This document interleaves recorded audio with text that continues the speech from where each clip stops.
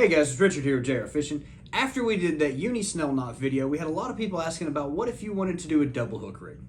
So today, we're going to go through and show you the T-knot and how we use it in catfishing for two different styles of double hook rigs. Alright guys, so one of the first ways you're going to use the T-knot for a dual hook rig, and the most frequently across the country needed way, is going to be more like a high-low rig. So you're going to have your standard snelled hook to your Demon Dragon, but as you come down this main line, you're going to run a T-knot to a second hook. And what that's going to allow you to do is run bait in two different sections of the water column to try to find fish, whether they want to feed, say, 24 inches off the bottom, or if they only want to feed 12 inches off the bottom. The other style is going to be when you're throwing really big baits and you want to put a hook in both ends of that bait.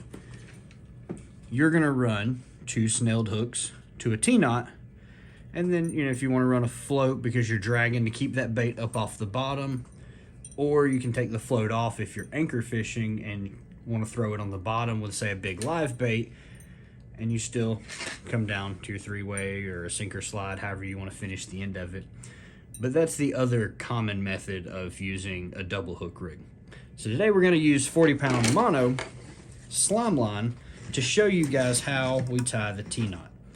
And because this is mono and has a little bit more stretch in it, the knot's not going to look quite right, but I will show you the knot with heavy cover leader line immediately after this, just so you guys see how it looks. First, we're going to take and we're going to put a big loop.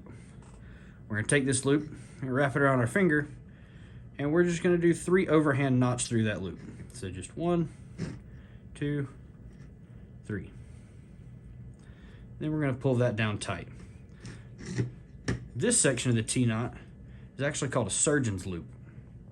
And what that allows you to do is to cut any section of this loop to create a tag in for being able to tie anything else on as your double hook.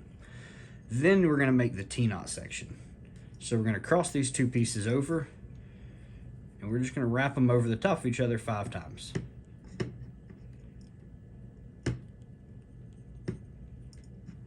Then we're going to pull our little loop back through.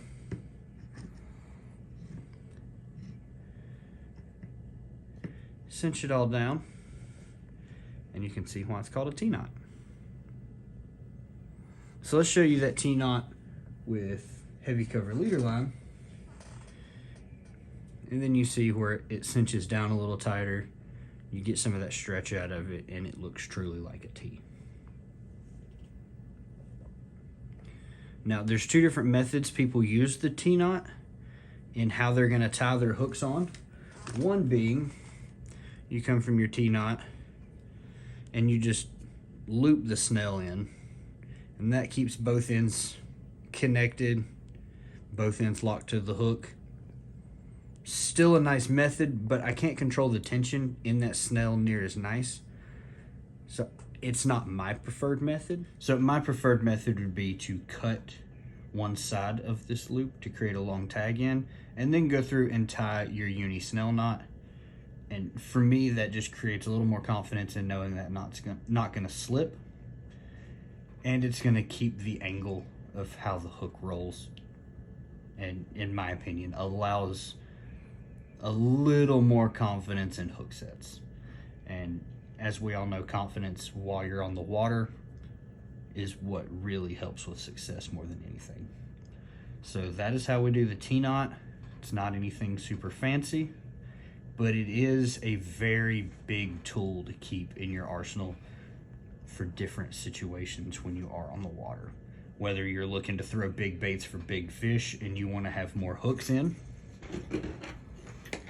and you want to run those longer lines off that T to your twin hooks, or if you are trying to run that high-low, more of a fish finder style rig to fish multiple sections of the water column, you still only need to know the T-knot to be able to tie those different variations. So really important tool, really great questions. If there's anything else we can help you guys with, just ask and we will do our best to help the best we can. And as always, guys, thank you for tuning in.